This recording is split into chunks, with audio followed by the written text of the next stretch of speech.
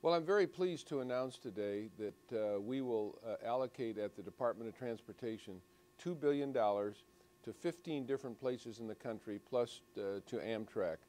This continues our nationwide effort to connect 80% of America with high-speed intercity rail over the next 25 years. And it's very good news for many places in the country who want to get trains to higher speeds, and also to places that want to get state-of-the-art equipment to upgrade the equipment that they already have.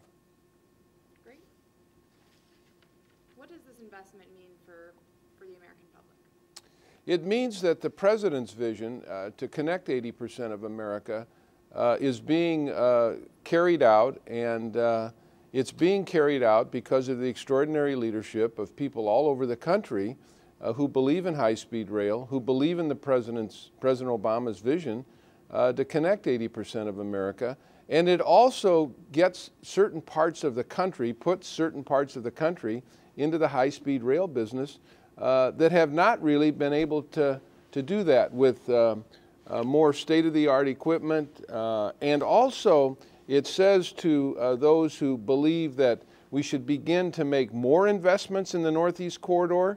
We got the message. We are going to make more investments. We are making more investments with this announcement today to get trains to higher speeds and also to connect certain parts of the Northeast Corridor that have not been a part of the previous allocations that we've made on high-speed rail.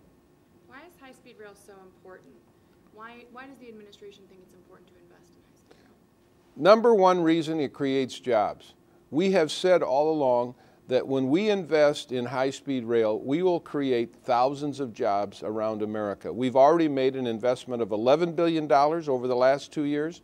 This investment of an additional $2 billion could create as many as 1,000 jobs during the time that this money is spent. So that's number one, putting our friends and neighbors to work. Number two, this is what Americans want. With high gasoline prices, Americans are looking for other alternative forms of transportation, whether it's the metro system here in Washington, D.C., whether it's light rail systems in some parts of the country. Some communities are getting into the streetcar business. But when you look at the number of applications for $2 billion, almost 100 applications for $2 billion, $10 billion worth of requests for $2 billion, there is a pent-up demand in America to get into the high-speed rail business. And as gasoline prices continue to stay high, people are going to be looking for alternatives. So the long view from President Obama's approach is, and our long view is, we have to create alternatives. We have to create transportation that's efficient, that people can afford, and that reliability is certainly a part of that too. And that's really what these investments will do. They will provide the kind of reliability and greater speeds that will deliver people in an efficient and cost-effective way.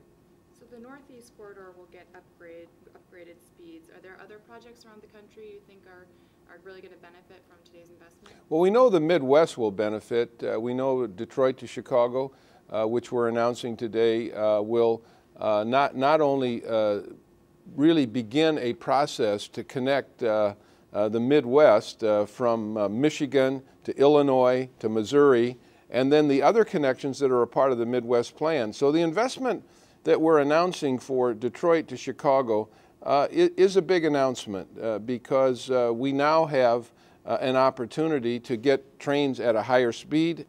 So yeah, one of the big investments you're making today is in the state-of-the-art locomotive equipment. You have a 100% Buy America provision. What do you think this means for America's manufacturing sector? Well, what we're hoping is that made in America train sets, made in America train infrastructure will put our friends and neighbors to work. We believe it will. We believe these investments will go a long way to putting people to work. People that have been laid off in the auto industry, that know manufacturing, and now will be involved in the upgrading of train sets and upgrading of infrastructure for high-speed rail. This is an opportunity that America hasn't seen in a long time, a new manufacturing opportunity that we haven't had in America, and it will put our friends and neighbors to work.